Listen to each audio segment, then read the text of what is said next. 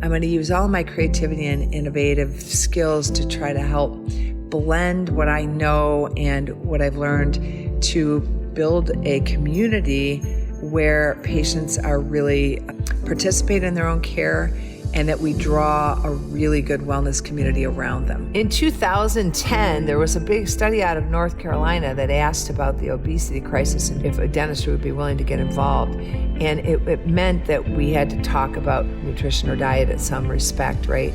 And it turned out in this enormous survey that only 1.6% of our profession is saying anything about nutrition, including sugar. We need our profession in a big way, and we need our profession not only for our patients, but to reach across the aisle and really help our medical colleagues, the ones who really care, to learn what we know. And we need to learn what they know so we can put the mouth back in the body where it belongs. Yeah, this is a tale, oh yeah, a tale of two hygienists. So there might be only one, bringing the best of dental knowledge, and we do it all with ease. We cover oral health and screening, and preventing gum disease. We're gonna do a lot of learning, and have a little bit of fun working at the dentist. A tale of two hygienists. Welcome back, everyone, to another episode of A Tale of Two Hygienists, episode number 341. My name is Andrew Johnston. I am your host. We have a great show today, everyone.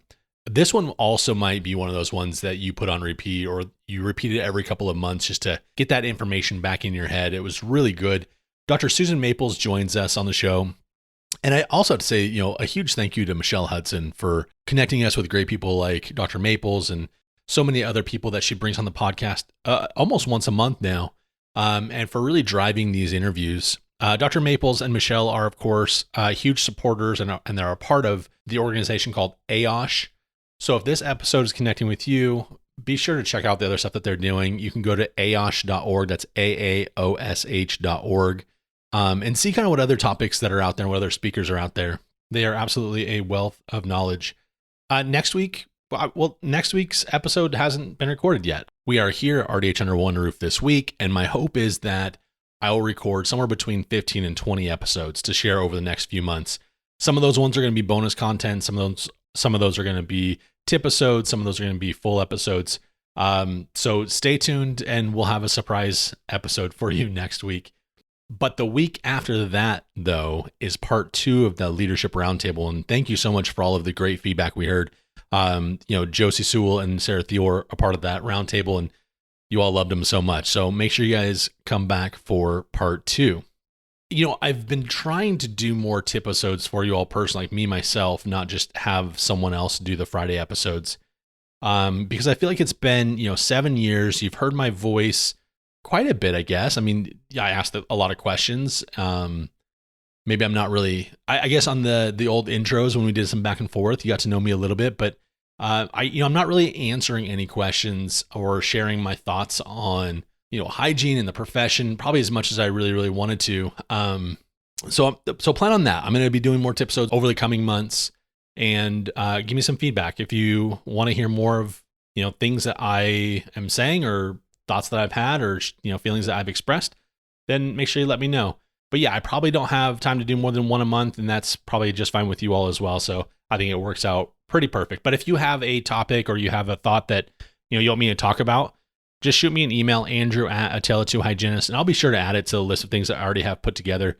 There's just so many things that I'm really passionate about, and not nearly enough of them do I get to share with you all. So I'm excited about that. Hopefully you are too. That's it from me for this intro. I hope that you enjoy this episode with Dr. Susan Maples and Machell Hudson. A tale of two hygienists. Hey friends, quick pause in the show to remind you about the CE offered for several of our episodes. All you have to do is click into the show notes and follow the link to the CE Zoom website. Answer a few of those questions about the episode correctly, and you'll be rewarded the appropriate amount of CEUs. This wouldn't be possible without a partnership with our friends at Tempstars. Tempstars is more than just a temp and a placement service. They are clinician-led and education-focused, and strive to perfectly match individuals and dental offices. Learn more about Tempstars.com, or go back and listen to some of their tip episodes. They are absolutely worth the listen. And now, back to the show. Hello, everybody. This is Machell Hudson, and I am going to kick off this very fun A Tale of Two Hygienists with one of my best friends, Andrew Johnson, who some of you may know him. And I hope you all know who I am by listening to the show for the last 7 years. But thank you. Thank you for that. That was me being funny. You're hilarious. It was a good one. That was a good joke. We all know that I'm not really funny, but I'm completely cheesy. So there's that. You get points for keeping trying, right? That's right. Yeah. I'm no quitter. I am no quitter. Andrew and I are incredibly excited about this guest that we have today, and get ready, everybody. She is one of my very favorite human beings on this planet, and she is a mentor of not only mine, but many, many, many people in integrative healthcare. I met Dr. Susan Maples in 2017 and at the American Academy for Oral and Systemic Health now. And in 2018, we became friends and my life was forever changed. She is one of the busiest integrative dentists in the country. She also, her calendar is busier than anyone I know. Her bio could take an entire day to walk through. Her heart is bigger than the universe is big. And we are grateful to have you, my sweet friend. Well, thank you. You are the queen of superlatives. I love it. Thank you. I always feel so much better about myself after hearing you. But when you said I'm here with one of my best friends, I thought you were talking about me. And of course, it was Andrew. Well, I'm excited to be here with you both. So this really is because both of you are best friends of mine. And both of you in different ways I call for sources of support and education, my health. Susan is also my life coach. She knows that she is. And so I can't imagine my life without either one of you. I can't. Thank you. Thank you. I think by the I'm transitive grateful to be property, here. I think Dr. Maples and I are also going to be best friends, right? So if you're best friends with all That's of us, that's how exactly it right. works. Only you can't call your best friends Doctor or anybody. It's Susan, I right? call my best friends doctor all the time. I go by Susan. So there you go. I'll do my very best. I have a very, very bad track All record right. of that, but I'll do my best. Well, Dale Carnegie said, and others, that a person's name is the sweetest sound. So you have to try to remember what they want to be called, You know right? what? That's going to change things for me, Susan. Thank you. I think that just changed things for me as well, because I think that Andrea and I are just trying to be respectful. And Always. But I also know, because I do call you Susan off when we're not on stage or in a format like this. So Respect has a different kind of connotation when you think you want to respect what people would like to be called, right? So good. I love that. I love that. We're getting deep early on in this show, guys. We need to. I know, right? What are we doing here? Susan, will you please just spend a couple of minutes and walk through what you love? And you are a dentist.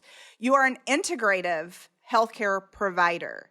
Mm-hmm. And what does that mean? And will you talk about how the fact that your practice is it 46% physician referral, which is a rarity, and exactly what that means as well? Yes, it takes a little bit of work to get to that. Yeah, it doesn't happen overnight, but it's a huge untapped resource for us. So it's a beautiful thing in dentistry to think about truly collaborating with physicians to the point where you're receiving such high quality referrals. I, as you know, Machell grew up a very sick child and was stuck in a system where I grew up with two parents who smoked 2 packs a day each, born with bad lungs and 3 months in an oxygen tent, 52 allergies, 7 hospitalizations for pneumonia under the age of 12. sedentary, indoors, protected, became overweight, insulin resistant, blood glucose tolerance test every year, bordering on diabetes, which they thought was in those days genetic, and it turned out it was lifestyle. And at the age of 12, I had a very unique situation where a healthcare team came together around me that one particular doctor that really helped spearhead this. But I literally was part of that team, and I changed the entire trajectory of my life. So when I became a dentist, always in the back of my mind was to do good for people. And I liked dentistry for a lot of reasons, but I started recognizing early on that I was participating in a system, a big healthcare system that was broken and not integrated. So I'm going to take you back a ways. In 1980, I was 20 years old. So I'm 62 now. In 1980, I went to Paris for a semester to do a unique, individualized research project on the French social security system, social healthcare in France, because I already knew that our system was broken. I was a young rebel for the cause and recognized that we had so much better than they did that I sort of put it aside. But participating in a culture where our health continues to decline in such a massive way, and I could give you, you know the statistics, but I could give you countless statistics. Even the microbial diversity in our gut has depleted 50% in 50 years. Talk about increase in allergies and autoimmune problems, and then welcome COVID, where we over-sanitized even more, and we think this is going to work out, right? So this has been a conundrum for me about how do I, if I'm going to stay in this, I ended up getting an MBA thinking I'm going to leave healthcare because this is crazy making. And then I thought, instead, I'm going to use all my creativity and innovative skills to try to help blend what I know and what I've learned to build a community where patients are really participate in their own care and that we draw a really good wellness community around them. And so I started a wellness and prevention study club. I don't remember when, probably only about 12 years ago. But we're celebrating the 20th anniversary of the Children's Hands-On Learning Lab. I'll talk a little bit more about that. We've been doing really good infant oral health care and I'm a general dentist, so 0 to 100, for probably 20 years. So some of the things that we're doing unique to children and elderly are something that other people sort of refuse to do. And in the meantime, I do a lot of complex restorative dentistry, which is awesome because people who choose to be in our care are people who would choose health over illness and would spend their own money doing it even if they don't have a lot of money. So we have a really nice group of select group of patients who are not bound by insurance thinking, and they want what we offer, and our values are truly aligned. And then I've surrounded myself with amazing team members who support this mission with their whole hearts. So it's really been fun to create it. So that was a kind of a long explanation to your probably quick question. I think that everyone needs to hear that and exactly what that means. I also would like to let everyone know she just showed us a coffee cup of her team.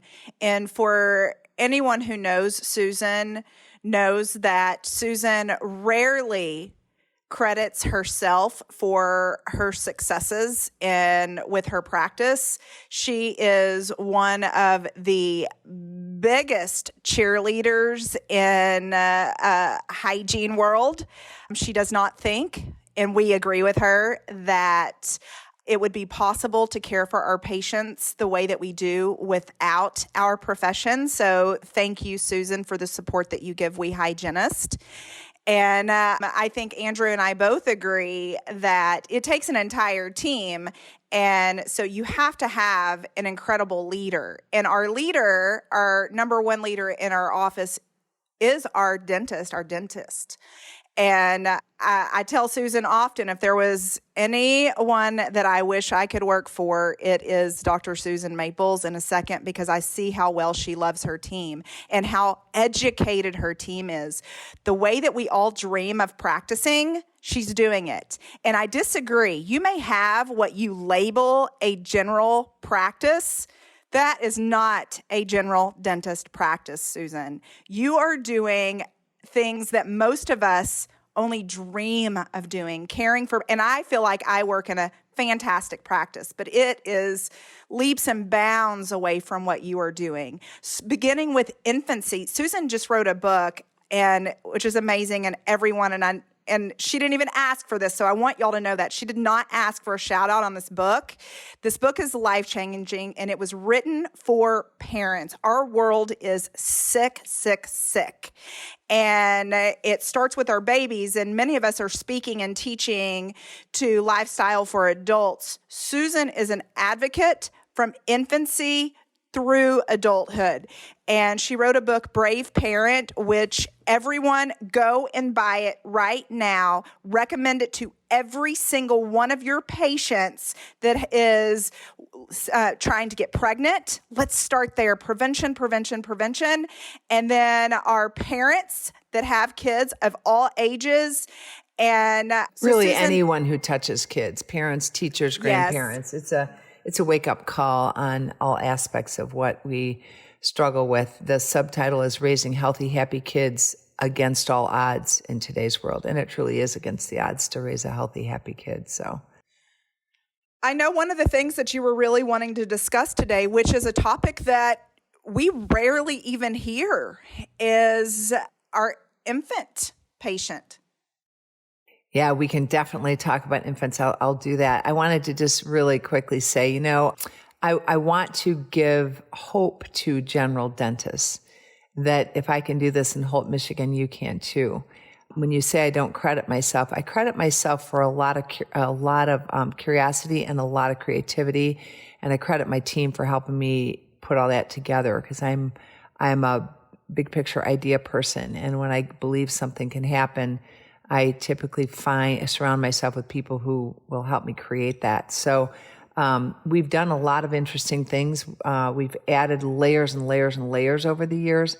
It's not something you could just jump into. I created an online learning academy called Total Health Academy that will allow you to be able to put as many pieces in place as you'd like to, with a continual online learning support to add those layers in your own practice. And it's interesting because I sell it as a package, and I'm thinking about sort of unpackaging it, because it's intimidating to people to think about the work it takes to create the practice of your dreams. Most people want a practice that is not dependent on insurances, that allows you to do what you love to do without third parties telling you what you should or shouldn't do, or what you should or shouldn't command as a fee. It makes us crazy to work with a billion insurance companies that all hold different, credos on their fees. But in order to do that, you need to be able to establish relationships where people really, really trust you. And not just trust that your hands are good, or that you put a good crown margin on, but that you're going to help them navigate their health and their healthcare world in a way that no one else will do. That we all become advocates for their best, that we truly are super great listeners, facilitators. We have really good resources. We track. When Michelle talks about me being a health coach, I'm really not paid as a coach. I'm just there to help people solve the problems that they want to solve to create a more optimal situation for them. And every single one of us wants to be a little healthier than we are today. And it's not easy. And when you have people who not just believe in you, but are willing to kind of hold the container and track you and hold you accountable and help you navigate some of your pitfalls and change some lifestyle things and get in the care of good doctors and look for biologic markers that make a difference. Like, these are all pieces that everyone can learn. So, and it does start with infancy. I mean, we don't see sick adults without recognizing today that they were sick kids coming along in the pipeline. And if you've been in dentistry in the same practice 37 years like I have, I know that my sick adults many times were kids I watched getting sick. And I think we can't do it all inside the preventive visit, but the role of the hygienist is the last bastion of prevention on the planet. That's the last person in healthcare that is clearly identified to see people on what we call well visits every 6 months. Now, they're not really well when they're coming in, but they don't come in for a complaint or an illness like they do in the medical system right now.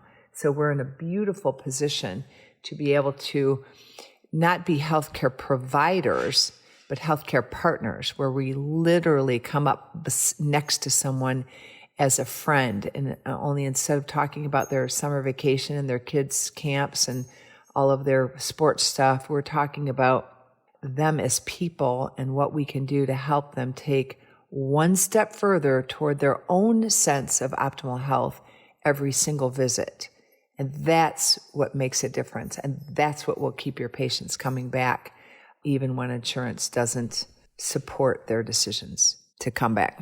So is the model for your practice, is this a let's investigate, find the issues and refer out? Or is your team calibrated enough to, also educate and teach and kind of not necessarily cross over into, what we would traditionally think of as medical? Where are you guys at with that? We do a lot of investigation, identification, diagnoses, and where we can't diagnose, we refer for definitive diagnoses. So we are root cause oriented. We help people get to the bottom of what's causing their degradation, and we include our healthcare partners, I should say our well care partners, people who are wanting for their best. And that group of physicians in our community that we've created they're on a text thread with me. So I don't really, I'm constantly saying, we text back and forth about our patients a lot. If I can't find someone that I need, I'll put on a text thread of 14 people while they're there in the chair. Who knows if someone in the community who would be a really good person for this, and I'll get an answer within an hour. So, but I will tell you, Andrew, your question is valid. To create a network like that and to be known for what you do in the community, you don't need to start a wellness and prevention study club. That would take a long time. It's not hard to do, and it's certainly, you can see all about it in Total Health Academy, along with a whole bunch of other things. But what I think is the most important thing is to write letters in advocacy in behalf of your patients to their own providers, asking them better questions and asking them for more answers, so that when the patient does schedule with them, they put aside a little more time and they know someone's paying attention, and they'll engage a little more and they'll dig a little deeper. So we not only write letters in terms of what I'm curious about systemically and what I'd like them to do and investigate, but I will also tell them what I have found in terms of oral disease and how that manifests itself in the body. So it's a chance to educate healthcare professionals from everything from, obviously, periodontal disease or endodontic disease, caries disease, and oropharyngeal cancer like HPV and things like that. But it is a chance to reach beyond that for airway health, for food sensitivities, for nutrient deficiencies, for sleep disordered breathing, for any kind of autoimmune issues that we recognize in the mouth. So there are all kinds of things that we pull up in the mouth, candida infections that are indicative of overall, microbial diversity issues, and what we can do to help, because yeast infections are not about swallowing a nystatin. I mean, that doesn't work except for Candida albicans, which is just one of the 9 strains we identify, right? So what do you do with all the rest? And so we have to help the patient get, when you start asking patients about burping, bloating, nausea, diarrhea, constipation, gut pain, bloody stools, you get an earful, and that's all what they suffer with in silence. And who's helping with that? I mean, this is part of the gut, the mouth, right? So when we see microbial problems from dry mouth and caries and periodontal disease and candida, we know there's a microbial problem, right? So that's just one while they're bombarding their body with steroids for this or that. And, it's like, it's a nightmare. So we need integrative health professionals on the other end to be able to speak our language. And we need to learn to speak theirs. So that was also a long answer. I love your long answers, by the way. This is because I also have now follow-up questions about your answer, because it was, while it's great, I would say that the question that our listeners are like, okay, but we don't have time for all that. And what is your medical dental history? Like, what does your record keeping system even look like if you're asking about bloody stool, which is not in a standard medical dental history? How do you do all this? No, but I don't think most people even ask, like, what's food like for you? Like, what do you normally eat? What are your go-tos, and where are your stumbling blocks? Where is it that, what do you know about food sensitivities in you? And like, how does it manifest? And a lot of people don't even know. I mean, they suffer silently and they don't really know there's anything they can do about it. So, and I have to say, way back in the 1940s and 50s, when we first popularized toothpaste and daily brushing, that was from Pepsodent, right? The commercial that said, to have stronger, healthier teeth, you should visit your dentist twice a year, and brush your teeth twice a day with Pepsodent. And that was a marketing ploy. That was not at all an evidence-based practice, right? But this is still what we tell people. Brush your teeth twice a day, go to your dentist twice a year. Is there any evidence for that?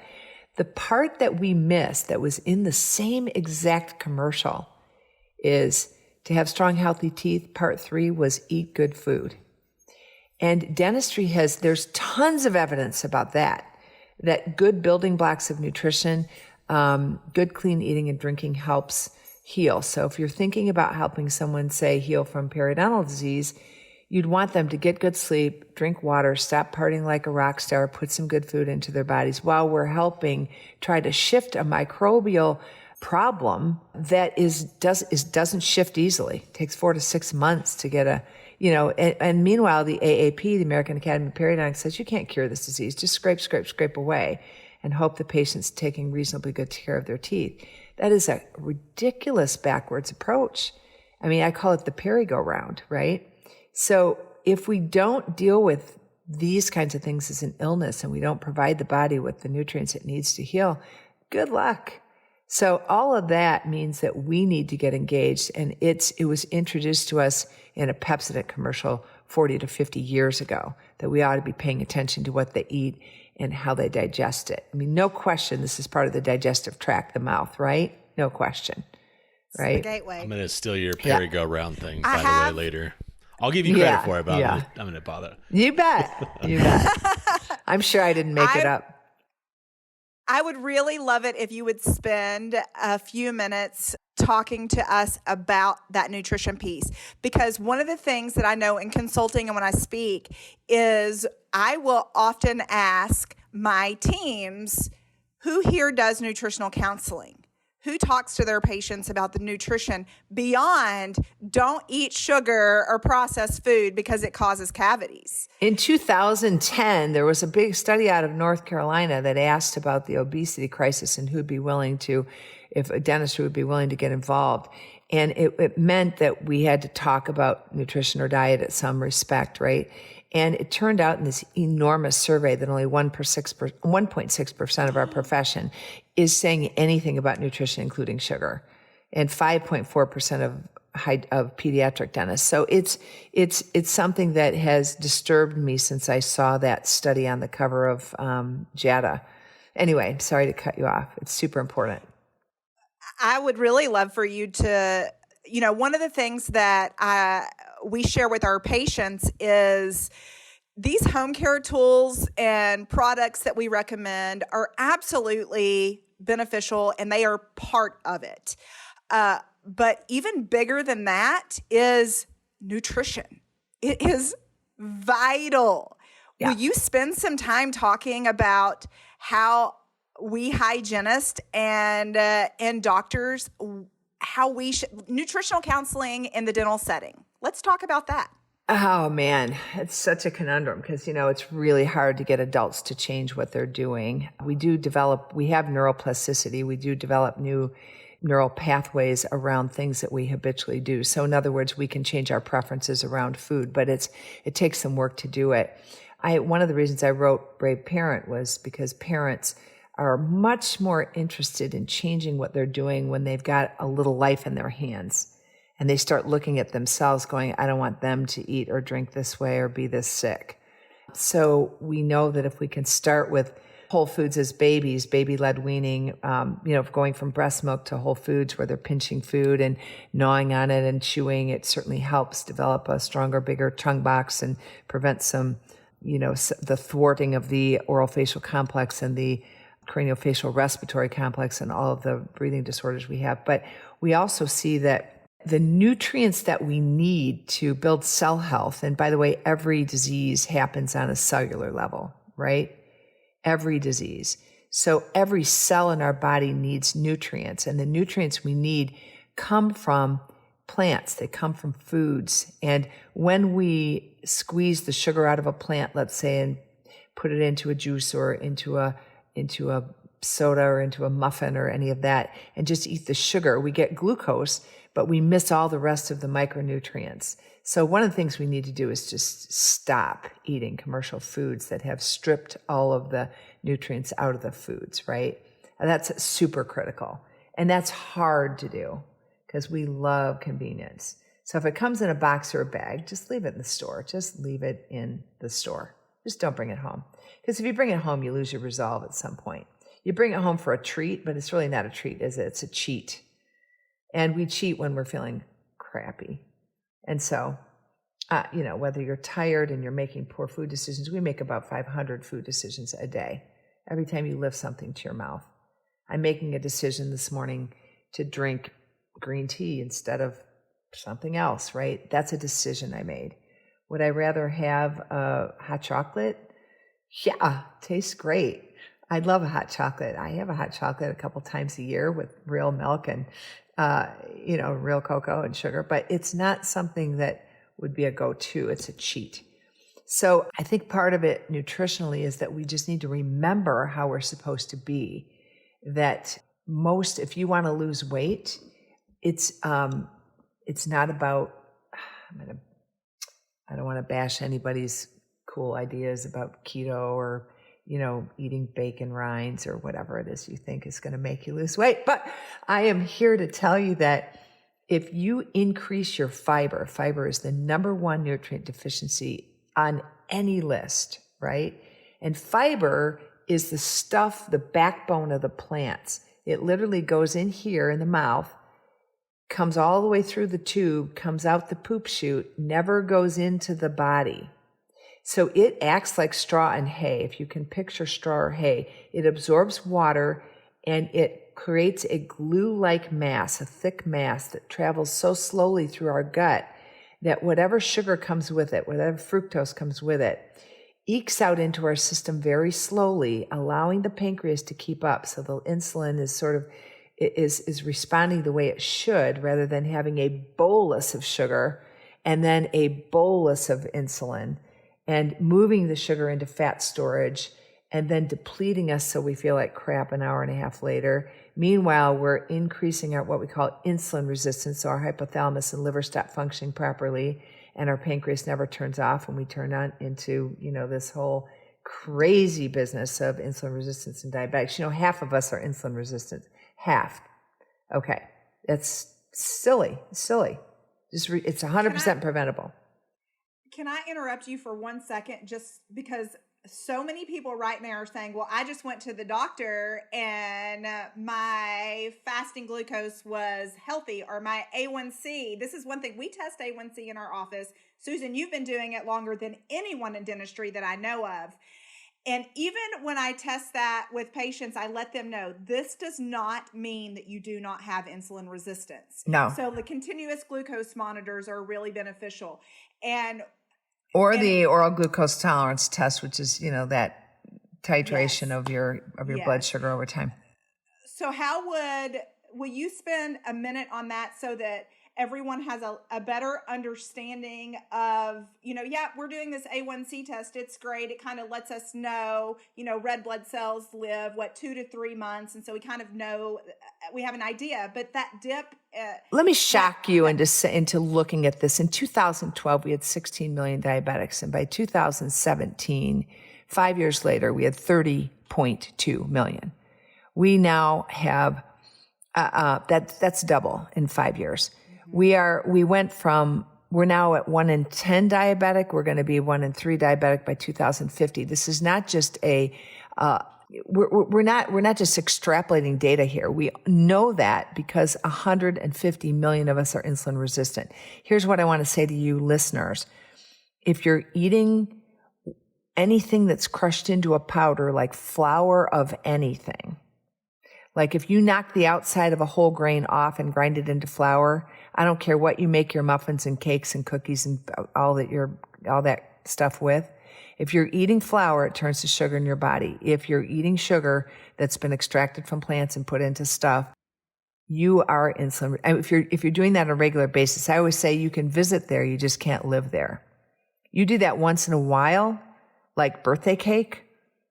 What is once in a while? Because, everyone has different perceptions of what a cheat day is. Is that once a week? Is it twice a week? Is it once a day, Susan? I get it. Again, you want to do it, you can be tested, but we are little, insulin resistant people in the making. So it's not, if you're eating that way, it's not a matter of if you are, it's when you will be. And here's the other piece is that we need to be moving our bodies. We need to be moving even in, it's funny, you go to the gym to get this, right? To get definition in your muscles. And I know it takes a little while for your muscles to show up, but what doesn't take a while is for your blood chemistry to change. You can literally go out and move your body for 10 minutes and come back and relook at your circulating blood sugar, and it will be different. Because when you are moving, you are using up circulating blood sugar. Every cell needs a little bit of sugar, and active cells need a little more. So we also can alter our insulin resistance by moving more. So eating less refined carbs refined carbs. I hate that carbs got such a bad name because really all the produce I'm talking about are carbs too, right? But they're complex in the sense that they're rich. They're not mutilated, right? They're whole foods. So anyway, if you really want to lose weight, take on about 38 to 50 grams of fiber a day. We're talking about a basketball-sized portion of fruits and vegetables a day. It will push out all of those things that you are currently eating if your goal is to eat 38 to 50 grams of fiber a day. And you'll be a pooping machine. You'll have nice, light, floaty poops, and you'll feel freaking fantastic.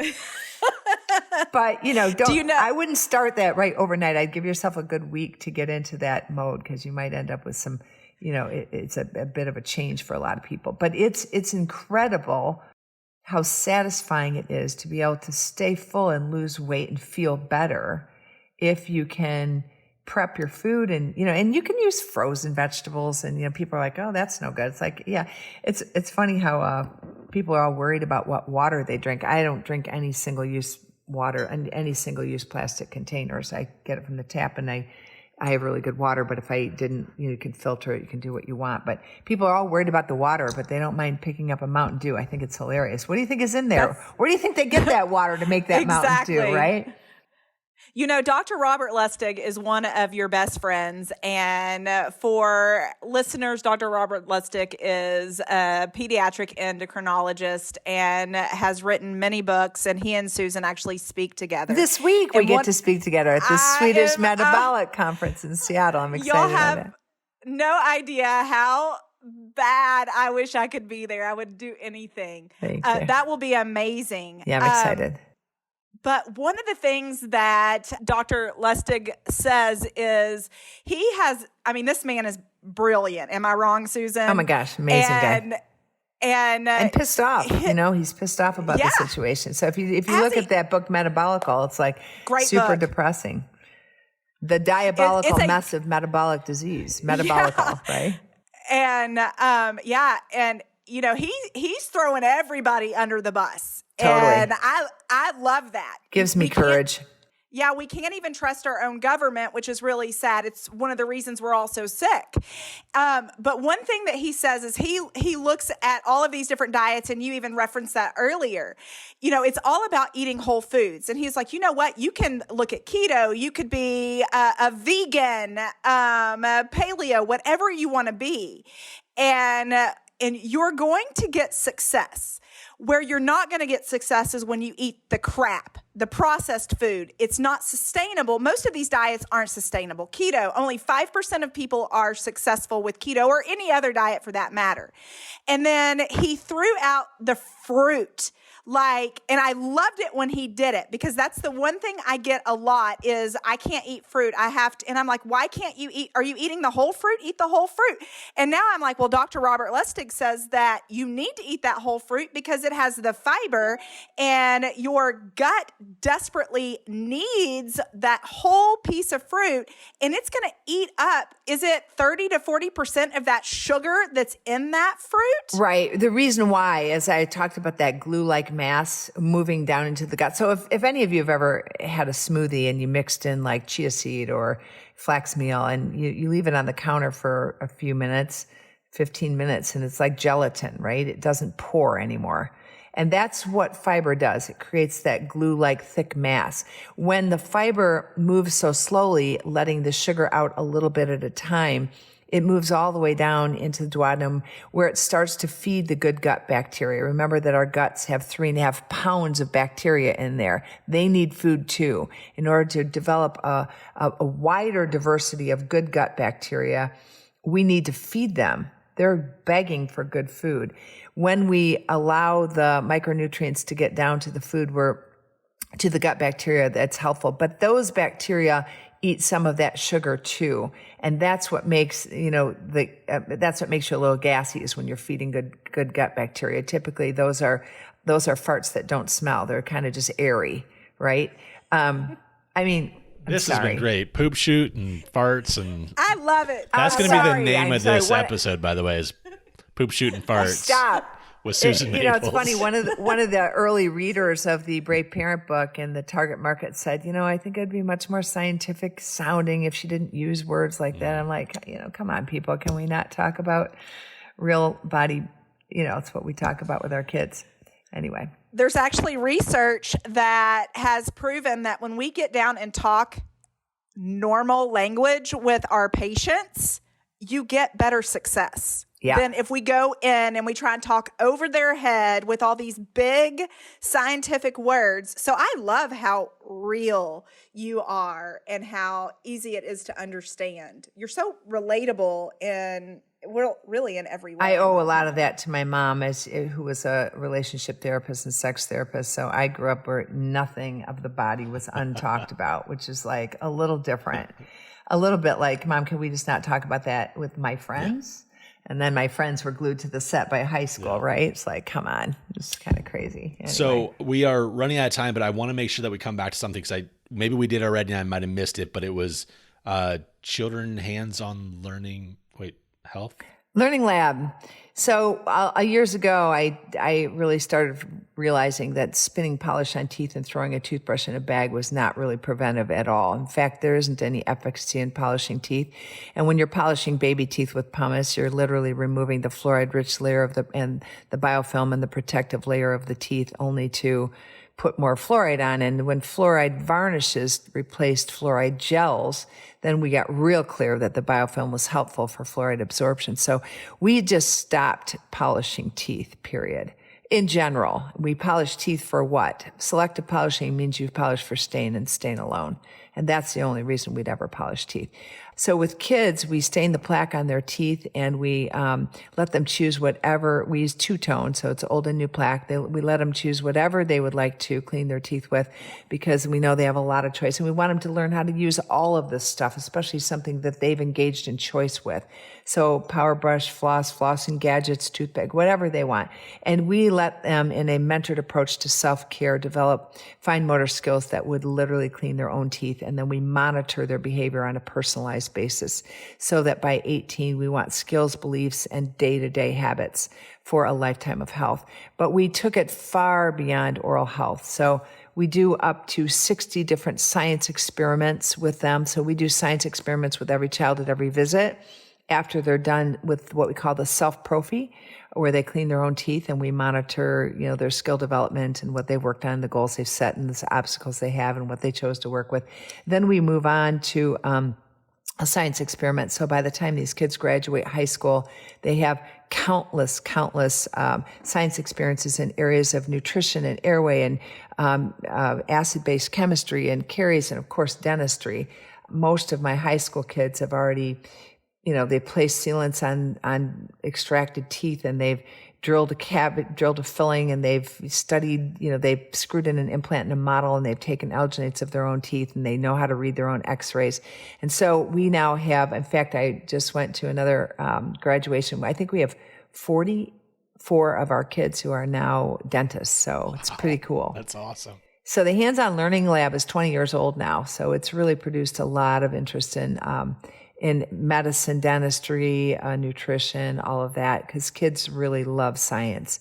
And so they have fun coming in, and then we get them in the chair and do an exam like dentists like to do.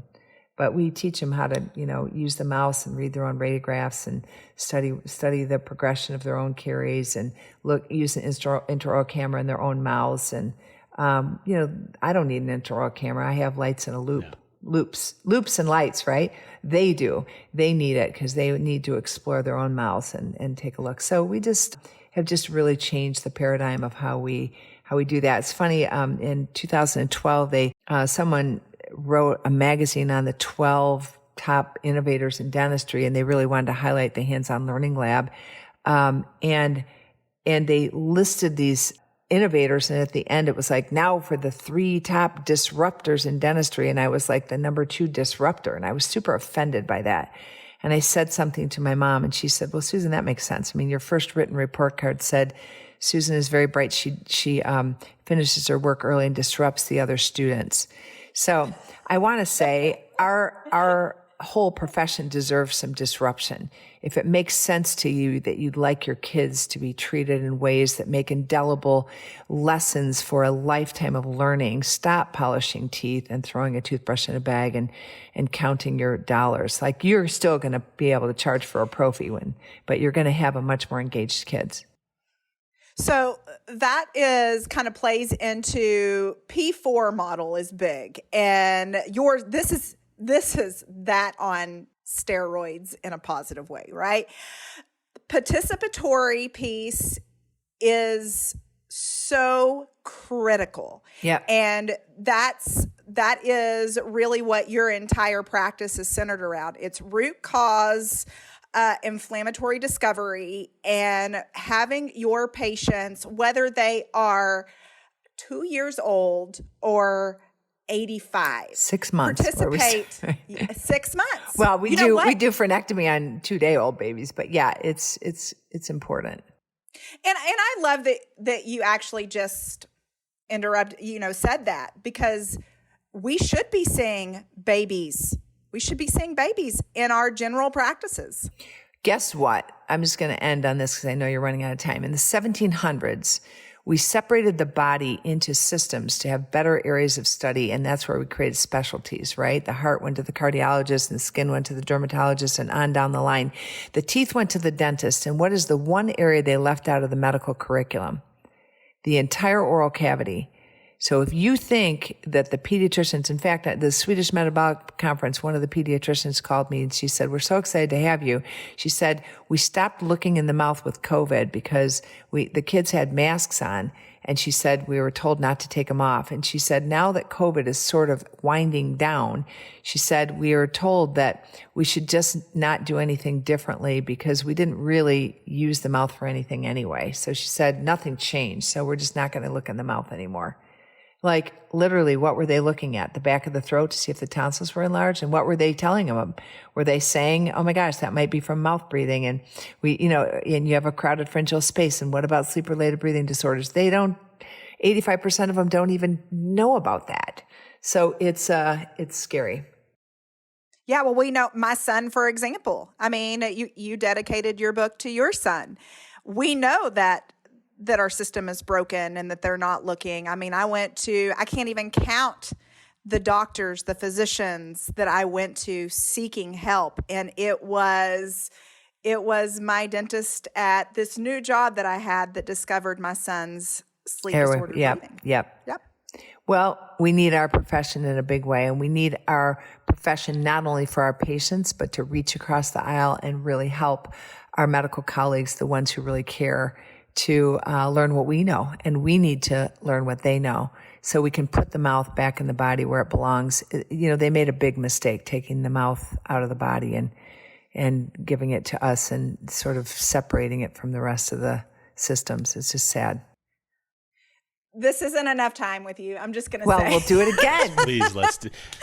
I know you're talking to my good friend Doug Thompson today too. You got a good day. It's like my favorite day of the week. I'm just going to say, everyone knows how much I love brilliant people, and I love learning. I'm a lifelong learner. I think most of we hygienists and dentists are lifelong learners. We should be. We're in healthcare. My favorite people are you and Andrews and like the people who really are in love with taking care of people. And you are what our world needs most. Give Andrew my cell number so we can be real friends. Yes. I will happily. I love you with all of my heart, both of you, and know how busy you are. And I know Andrew and I both are so appreciative of you of coming on and spending time with us. Thank you so much. And for any of you listening, be sure and reach out to me, Susan at drsusanmaples.com, or follow me on Instagram or Facebook, or reach out in any way that you'd like. I'd love to. I'm here for you. We also have our collaboration cures, the American Academy for Oral and Systemic Health. We partner with other organizations, and our meeting is in September, and Susan is our president this year, and what a privilege it is to sit on the board under her. So come learn with us. Come learn with us. Yeah, we would love it. Join us in Scottsdale. It'd be an awesome meeting. Thanks, everyone. Thank you very much. I really appreciate this. Yeah, it was really fun. Loved it. Thanks, Andrew, you keep bringing me back. I'll learn my lesson one of these days. Don't worry. Yeah, this is a tale, oh yeah, a tale of two hygienists. So there might be only one, bringing the best of dental knowledge, and we do it all with ease. We cover oral health and screening, and preventing gum disease. We're gonna do a lot of learning, and have a little bit of fun working at the dentist. A tale of two hygienists.